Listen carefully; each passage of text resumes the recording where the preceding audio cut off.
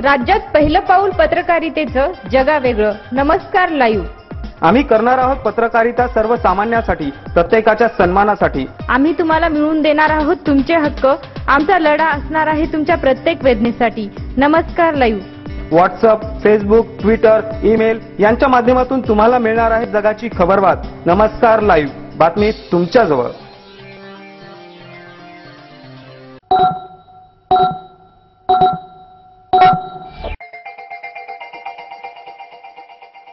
Good morning, मी सुदेशना धुतमल. आपण ऐकत आहात नमस्कार लाईव्हचं बातमीपत्र. सुरुवातीला हेडलाईन्स. हुडहुड चक्रीवादळाचा फटका, रस्ते रेल्वे मार्ग झाले बंद, 6 जणांचा मृत्यू. 55व्या अखिल भारतीय नाट्य संमेलनाच्या अध्यक्षपदी अभिनेत्री फयाज शेख आज प्रचाराच्या तोफा थंडावणार.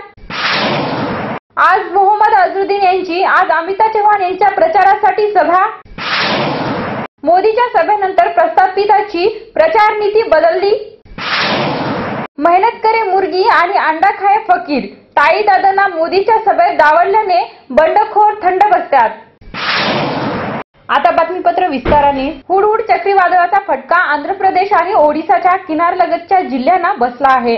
या जिल्ह्यात झालेल्या जोरदार पावसानं आणि जवळपास 200 किलोमीटर प्रति तास धावणाऱ्या वाऱ्यामुळे रविवारी 6 लोकांचा मृत्यू झाल्याचं समजतंय. तर विशाखापट्टणम मध्ये सर्वाधिक लोकांना या तडाख्याचा फटका बसलाय. आंध्र प्रदेशातील जवळपास 1.5 लाख तर ओडिसातील 1,56,000 लोकांना सुरक्षित स्थळी हलवण्यात आलं आहे. भारतीय हवामान विभागानं दिलेल्या माहितीनुसार रविवारी रात्री हुडहुड चक्रीवादळाची भयानकता सायंकाळपर्यंत कमी झाली आणि वादळाची गती 100 ते 110 किलोमीटर प्रति तासापर्यंत आली. त्यानंतर या चक्रीवादळानं मोठ्या वादळाचं स्वरूप घेतलं. या वादळाच्या प्रचंड जोरामुळे विशाखापट्टणम, श्रीकाकुलम आणि विजयनगरम जिल्ह्यांना प्रभावित केलं. दुपारपासूनच वीज आणि फोन बंद झाले. तसेच रस्ते आणि रेल्वे मार्गाचाही संपर्क तुटला होता.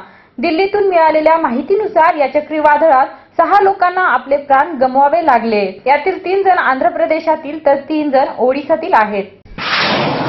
55व्या अखिल भारतीय नाट्य संमेलनाच्या अध्यक्षपदी सुप्रसिद्ध अभिनेत्री आणि गायिका फयाज शेख यांची बिनविरोधी निवड झाली आहे. मराठी नाट्य परिषदेच्या नियामक मंडळाची बैठक आज दुपारी पार पडली. या बैठकीत फयाज यांची एकमतानं निवड करण्यात आली. येत्या 30 जानेवारी ते 1 फेब्रुवारी दरम्यान बेळगावात यंदा नाट्य संमेलनाचं आयोजन करण्यात आलं आहे. फयाज शेख यांनी गद्य संगीत, नाटक, पार्श्वगायन याचबरोबर मराठी, हिंदी मालिका अशा विविध क्षेत्रात नावलौकिक मिळवलं आहे. वेळ झाली आहे छोट्याशा विश्रांतीची. तुम्ही ऐकत राहा नमस्कार लाईव्हचं बातमीपत्र. शुभेच्छा पाठवा सुंदर बुकेसह. संपूर्ण भारतात आणि 190 देशात कुठेही बुके पाठवण्याची सोय फक्त फ्लॉवर अँड फ्लॉवर्सवर. Bouquet, stage decoration, room decoration आणि कार डेकोरेशनचे सृजनशील नाव flower and flowers, center point, Shivajinagar, Nanded. संपर्क 73 50 62 56 56. विश्रांतीनंतर पुन्हा एकदा आपलं स्वागत. विधानसभा निवडणुकीसाठी मागील अनेक दिवसांपासून चालू असलेला प्रचार आज संपला असून जिल्ह्यात विविध रंगी प्रचार आज सायंकाळी थांबणार आहे. यावेळी विधानसभा निवडणुकीसाठी राज्यात सर्वच पक्ष स्वबळावर निवडणूक मैदानात उतरले आहे. काँग्रेस, राष्ट्रवादी, शिवसेना, भाजपा, मनसे यांच्यासह अपक्ष उमेदवारांचे पीक मोठ्या प्रमाणावर आले आहे. मतविभाजनाचे संकेत असल्याने यावेळी नक्की कोण उमेदवार निवडून येईल याबाबत साशंकता आहे. त्यामुळे मागील 5 वर्ष थंड बसलेले उमेदवार देखील ऐनवेळी निवडणूक प्रचाराच्या शेवटच्या 15 दिवसात सक्रिय झाले. मागील 15 दिवसांपासून सुरू असलेली प्रचाराची रणधुमाळी आज थांबणार असून सायंकाळी 5 नंतर प्रचाराची मुदत संपणार आहे. परवा दिनांक 15 ऑक्टोबर रोजी मतदान होणार आहे. भोकर विधानसभा निवडणुकीत काँग्रेसकडून माजी मुख्यमंत्री तथा खासदार अशोक चव्हाण यांच्या पत्नी अमिता चव्हाण यांची उमेदवारी आहे. अत्यंत प्रतिष्ठेची समजल्या जाणाऱ्या या निवडणुकीला अमिता चव्हाण यांना भाजपाकडून माधवराव पाटील किन्हाळकर यांनी आव्हान दिलेलं आहे. माधवरावांनी देखील ऐनवेळी मजबूत फिल्डिंग लावली असून अनेक कार्यकर्ते आणि नेत्यांना भाजपात ओढले आहे. त्यामुळे काँग्रेसला या भागात गळती लागली आहे.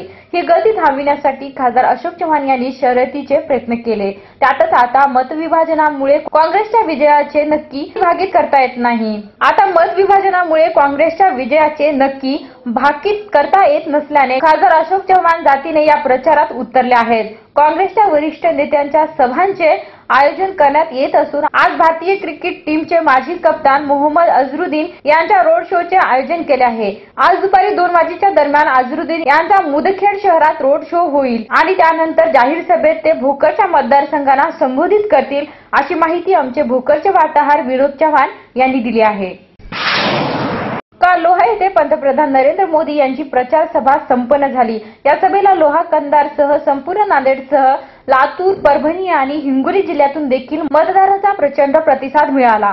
हा प्रतिसाद पाहता या भागातील काँग्रेस, राष्ट्रवादी, शिवसेना, मनसे या पक्षाच्या उमेदवारांची पाचावर धरण बसली असून रात्री अनेक उमेदवारांच्या खासगी पार्ट्या आणि बैठका झाल्याची कुणकुण लागत होती। वेगवेगळ्या पातळ्यावरील सर्वच मतदारांना खुश करण्यासाठी कोणत्याही मार्गाचा अवलंबन करणाऱ्या या भागातील नेत्यांनी आता शेवटची रणनीती आखली असून रस्त्यावरील प्रचारानंतर येणाऱ्या 2 दिवस कार्यकर्त्यांच्या माध्यमातून तोंडी प्रचाराला सुरुवात करत असल्याचे विश्वसनीय सूत्रांकडून कळाले आहे। निवडणूक आयोगाकडून प्रचार बंदी जरी बंद होणार असला तरी देखील निवडून येण्याच्या शर्यतीला पेटलेल्या या उमेदवारांकडून मात्र प्रचार बंद होणार नाही असे संकेत असून त्यांनी प्रचाराची उघड नीती बदलत वेगळा धाटणीचा प्रचार सुरू करण्याच्या तयारीत आहेत। आता बातम्या संक्षिप्त स्वरूपात। बिलोली येथे आमदार रावसाहेब अंतापूरकर यांच्या प्रचारासाठी खासदार अशोक चव्हाण यांची सभा। अष्टीकराच्या प्रचारासाठी अभिनेता सुनील शेट्टी आज हातगाव आणि तामशात। मनसेचे शहराध्यक्ष दिलीप ठाकूर यांच्या प्रचाराचा आज शिवाजीनगर भागातून प्रचार फेरीने समारोप।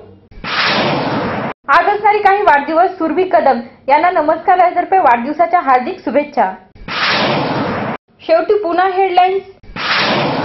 हुडहुड चक्रीवादळाचा फटका, रस्ते रेल्वे मार्ग झाले बंद, 6 जणांचा मृत्यू। 55व्या अखिल भारतीय नाट्य संमेलनाच्या अध्यक्षपदी अभिनेत्री फयाज शेख। आज प्रचाराच्या तोफा थंडवणार। आज मोहम्मद अझरुद्दीन यांची आज अमिताभ चव्हाण यांच्या प्रचारासाठी सभा। मोदीच्या सभेनंतर प्रस्थापिताची प्रचार नीती बदलली। मेहनत करे मुर्गी आणि अंडा खाए फकीर, ताई दादांना मोदीच्या सभेत डावलल्याने बंडखोर थंड बसतात। आणि याचबरोबर नमस्कार लाईव्हचं हे बातमीपत्र संपलं। पुन्हा भेटूया सायंकाळच्या बातमीपत्रात, तोपर्यंत नमस्कार। जग आता जवळ आले। जवळ म्हणजे किती? अगदी तुमच्या मुठ्ठीमध्ये। तुम्हाला माहित नसतं की तुमच्या आजूबाजूला घडते काय, पण मी सुदेशना धुतमल सांगणार आहे तुम्हाला आजूबाजूच्या ताज्या घडामोडी। आमची पत्रकारिता असणार आहे समाजातील भोंदूगिरी पोखरून काढणारी। मी भुजंग चव्हाण तुम्हाला सांगणार आहे विकसित डोळसपणा समाजातल्या शेवटच्या टोकापर्यंतचा। मी प्रशांत चलिंद्रवार तुम्हाला देणार आहे आज, आत्ता आणि ताबडतोब घडलेली प्रत्येक बातमी सखोल विश्लेषणासह। नमस्कार लाईव्ह बातमी तुमच्याजवळ।